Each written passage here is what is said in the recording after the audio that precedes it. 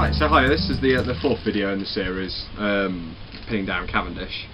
This is some Dutch Cavendish, but the process I'm about to talk about and the actual production of this tobacco, this in reality applies for all non-black Cavendish or non-dark Cavendishes. As I've mentioned, black Cavendish tends to be steamed or heated before it's cased in sugars and put into a block and caked and left to ferment. Whereas more golden Cavendishes, there's no need to do that. It's you basically want to keep more of the tobacco flavour. Now, most Dutch tobaccos are Cavendishes. So the one I'm going to be sampling today to give you an idea of what the Dutch Cavendish is like is the Sale, which is a mass-produced, popular, I guess you'd even call it a supermarket or drugstore tobacco in Holland. The reason I've gone for this one is it just has some sweet casings, same as the DVC, which I reviewed before this. Got the same kind of smell. It's kind of a fusty sort of sweet vanilla-y maple honey sort of aroma to it. The tobacco in this in the Sale Natural is comprised of Burley, Virginia. There's also some Latakia, Indian and Indonesian leaf in here as well. You can't really tell much. Most of the mixture looks kind of golden. There's a few darker tones in there. I can't really identify the Latakia. I say it does have a very, very sweet smell to it. So I'm gonna load this one up in a second. So just to go back through the process again, a selection of leaves are chosen. They're kind of then cased in sugars and syrups and molasses and flavourings like that. The leaves are then compressed into a block, put under pressure and left to ferment. This kind of gives the tobacco a more rounded flavour. The casings make it a little bit sweeter. And I say most Dutch tobaccos come in this form. This doesn't have any black Cavendish as such already in there, so that's why I'm choosing to use this one. I don't really have any just plain kind of uncased, unflavoured Cavendish tobacco, golden Cavendish tobaccos. Hence why I'm going with the Sale. So I've just loaded it up, same as I have with the other videos. I've just gone half full sort of thing. I am actually starting to quite enjoy this clay pipe. Apart from when you get bits of soot and ash coming out the other end of the stem. But anyway, let's fire this up and I'll give you my initial thoughts.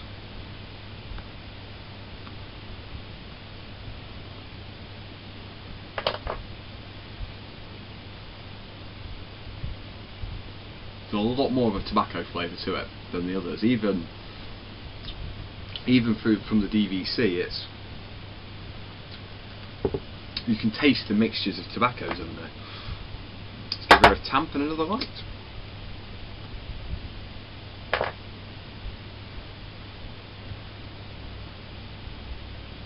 Very, very sweet. It does have kind of a musky sort of taste to it.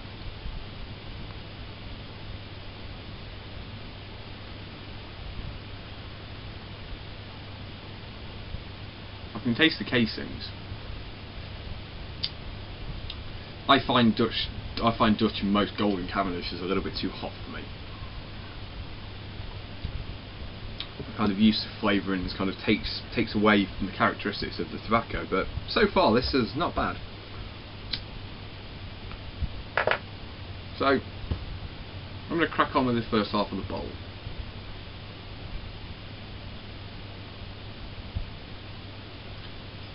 Flavour wise, it is very, very similar to the DVC so far, but a lot lighter. Doesn't have the kind of dark tobacco taste at the background of it, but the casings are very similar. They are a bit lighter in this, even from the pouch aroma they're a bit lower.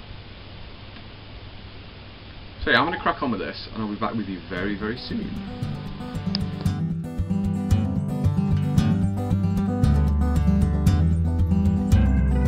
Moment of clarity, a moment. Right, so we're about halfway through.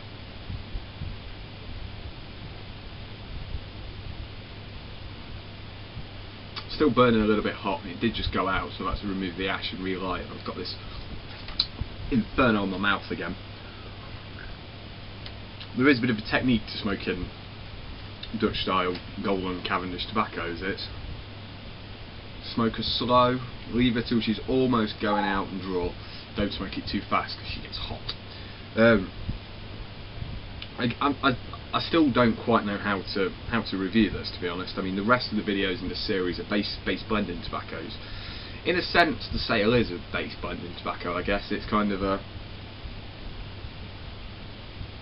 tobacco mixture, but without extra casings. There's still added sweetness. There's still sugars and syrups and things added to it, but there's no kind of cherry flavour or vanilla flavour or anything like that. It's as far as Scandinavian tobacco are concerned, this is a natural product.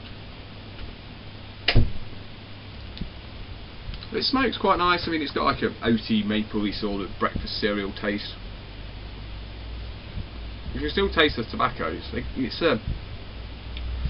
I can't really taste the Latakia in there. There's no like over smokiness to it or anything like that. I mean, there is kind of the burnt sugar from the casings.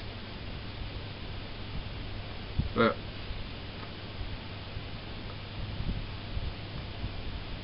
like I say, this isn't a blended tobacco. This is a mixture. Quite a nice smoke, but it's not for me. But you can taste the tobacco. Unlike the American Black Cavendish and things like that, this depends more on the tobacco to give it its complexity and its flavour and its journey, basically, the journey through the bowl. The mixture is pretty typical for a Dutch style Cavendish. I know some American Golden Cavendish tend to just use Virginia and Burley. Obviously the Dutch, big cigar makers, so a lot of Indonesian leaf, a lot of Brazilian leaf, a lot of Indian leaf sort of thing. But no, it's an interesting tobacco. But I'll be back very soon to give you my final thoughts on the bowl. But it's a mild, but still quite a complex flavour, but it still isn't as flavoursome big as a DVC. But yeah, we'll be back very soon and we'll wrap this one up. Okay.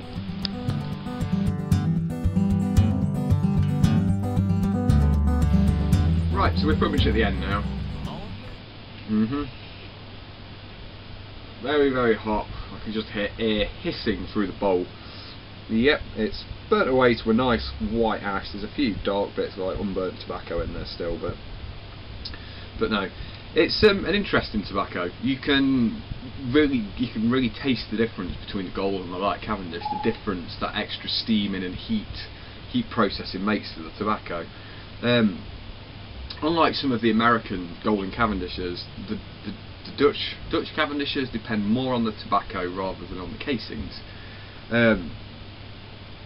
It does burn if it's not smoked. It burns hot if it's not smoked correctly, but you still get the same characteristics as you do from a Cavendish. It's just hotter and it burns a bit faster.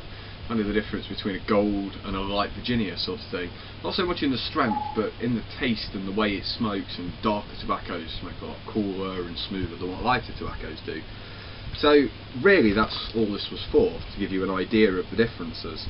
I mean, it tastes like it smells, as I was saying in the last segment. It doesn't have that cakiness in your mouth that I got from the DVC, but it's still a pleasant smoke. So to try and put this in perspective to the Black Cavendishes, I mean, often in some Dutch mixtures and some other European aromatics, other European Cavendishes and aromatics, Black Cavendish is used.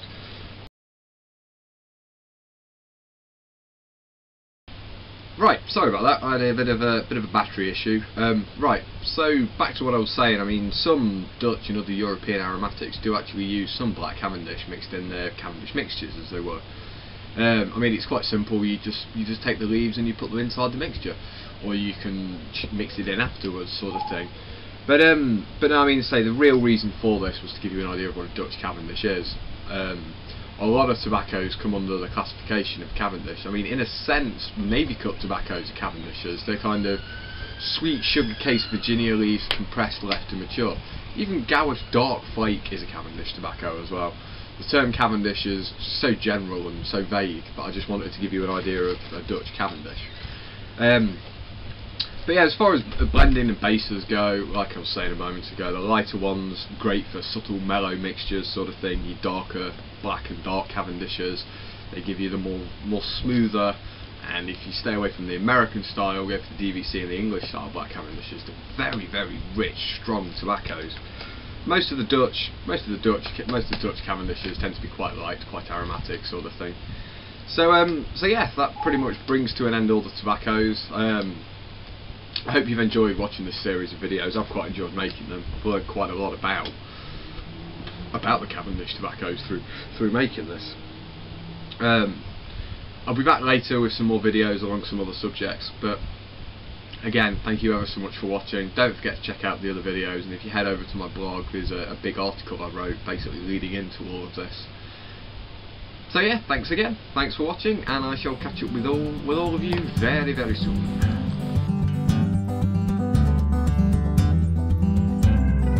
Moment of clarity, a moment of truth.